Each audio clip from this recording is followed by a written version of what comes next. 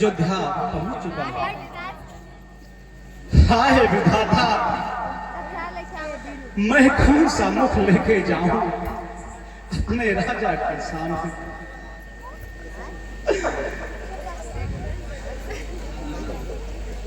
हाय राम, हाय लक्ष्मण, हाय सीता, मैं अपने दिल पर पत्थर रखकर चलता हूं।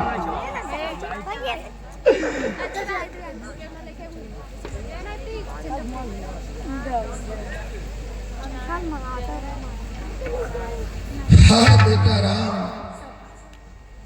बेटा राम, पुत्र राम, बेटा राम।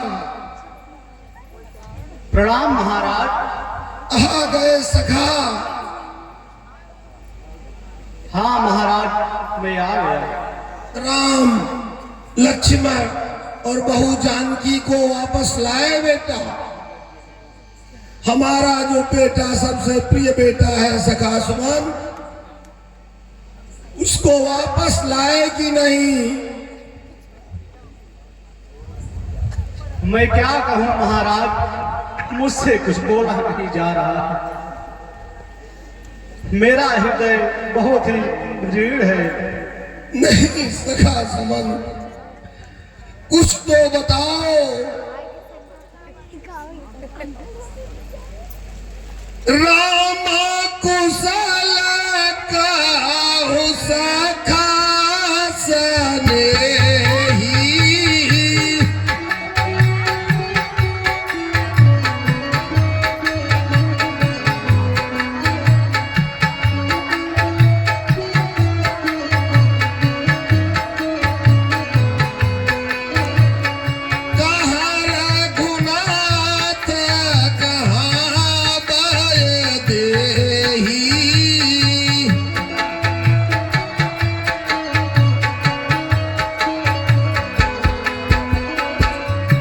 हे मित्र सखा सुमंत, कहिए महाराज। राम की कुशल कहिए।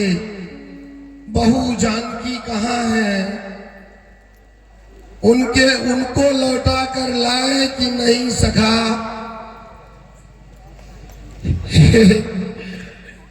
हे सखा, राम, लक्ष्मण और सीता का संदेश कहो। मैंने जिस पुत्र को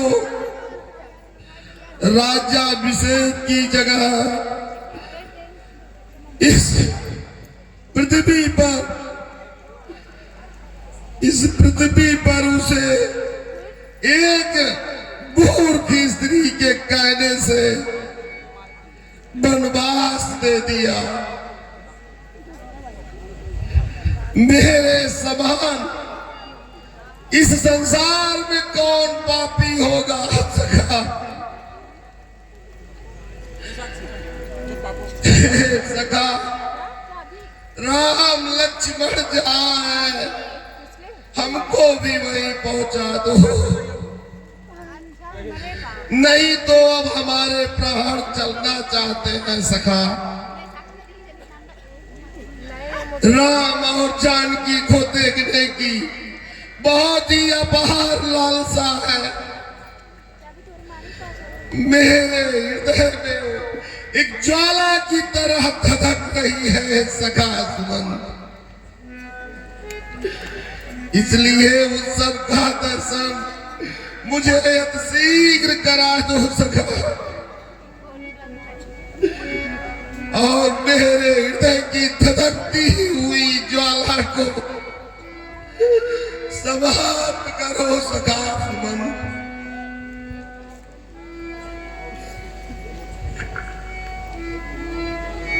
हे महाराज, सखा, आप बुद्धिमान, चतुर और धैर्यवान हैं। कुछ नहीं सखा,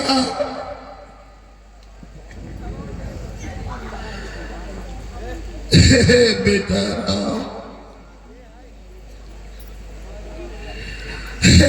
बेटा राम। हे महाराज, आप सदा साधुओं के समाज की सेवा करते रहे हैं सब कुछ बेकार है सखा। और आप जानते भी हैं कि जन्म कर्म सुख दुख हानि लाभ राम का मिलना बिछोड़ना ये सब गोसाई पराधीन के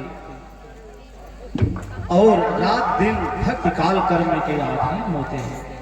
अरे सखा सुमन, मूर्ख सुख में प्रसन्न दुख में खींचते हैं, परंतु बुद्धिमान दोनों को बराबर जानकर मन में धीरज रखते हैं। आप तो सबके हितकारी हैं महाराज। सखा मैं कैसे धीरज रख सकता हूँ? सोच को छोड़िए और राम लक्ष्मण सीता का समाचार सुनिए महाराज। ओ सखा सुमन, और कब मुझे बार बार धीरज बता रहे हो सखा, मैं कैसे धीरज रखूं? कैसे धरी मनवा धीरा हमार दोनों हीरा चले गए। कैसे धरी मनवा में धीरा हमारे दोनों हीरा चले गए। कैसे धरी मना धीरा हमार दोनों हीरा चले गए। कैसे धरी मनवा में धीरा हमारे दोनों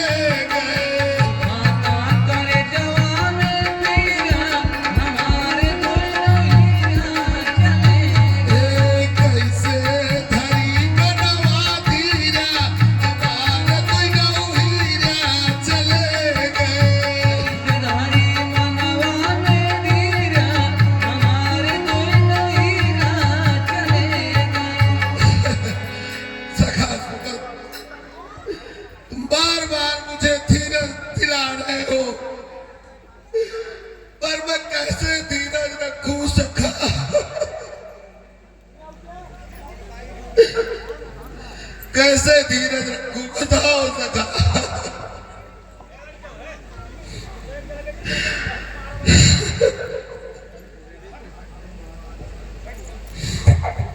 ये सखा सुमन उनको कैसे छोड़ के चले जाते।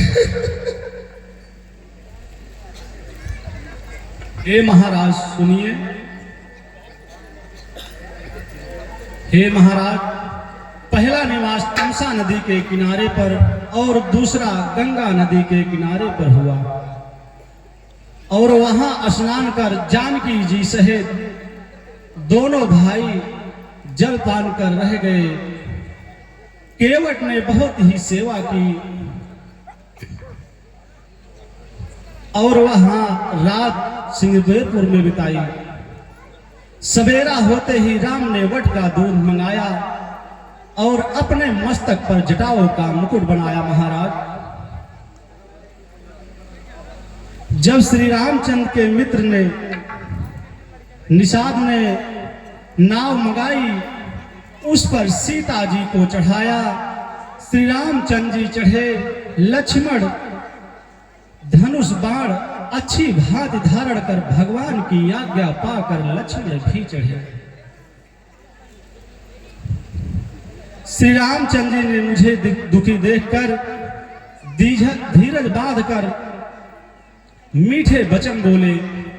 हे प्यारे, मेरी ओर से बारंबार चरण छूकर पिताजी को प्रणाम कहना, फिर चरणों में गिरकर विनती करना कि हे पिता, मेरी चिंता ना कीजिए, मैं आपके दया अनुग्रह और पूर्णों से वन के मार्ग में कुशल और मंगल होंगे।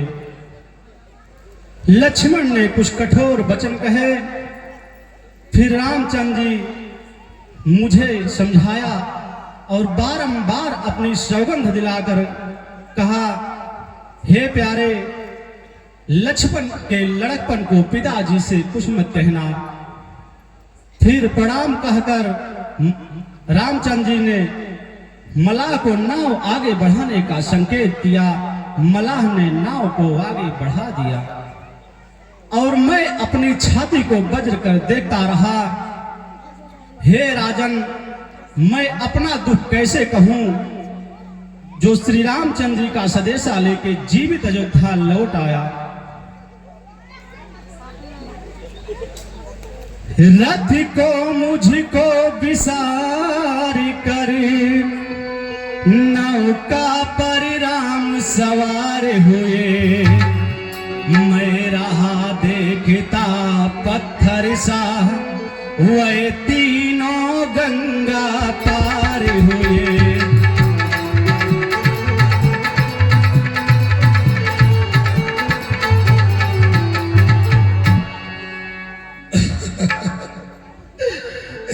मंत्री सखा सुमंत, मंत्री सत्य ही क्या गए बनों को राम, रहा सहा जो आसरा, जाता रहा तबाह। जब लखन गया रघुबीर गया, सीता भी गई साथ ही में। तन गया प्राण भी चला गया, तन गया प्राण भी चला गया, आशा भी गई साथ ही में।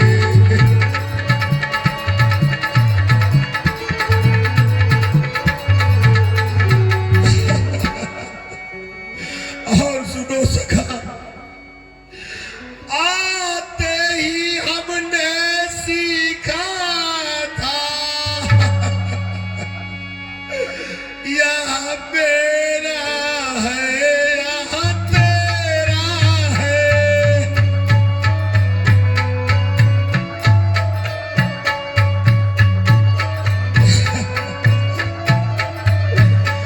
जाने से पहले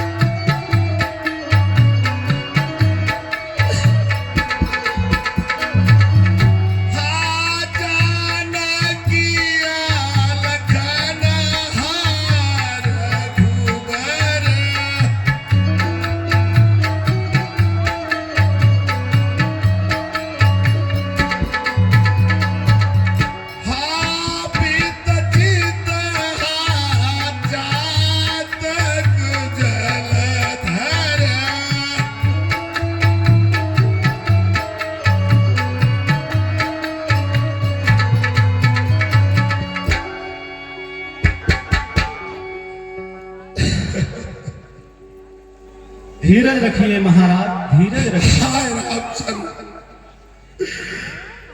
प्राणों के प्यारे, तुम्हारे बिना भी, तुम्हारे बिना जीते हुए बहुत दिन बीत गए। हाय राम, हाय लक्ष्मण, हाय सीते, पिता से स्नेह करने वाले, हाय चित्ररूपी जातक के लिए मेघ के समान मेरे प्राण प्यारे राम, अब मैं तुम्हारे बिना नहीं जीवित रह सकता। तुम चले गए हो जंगल में, अब मैं कैसे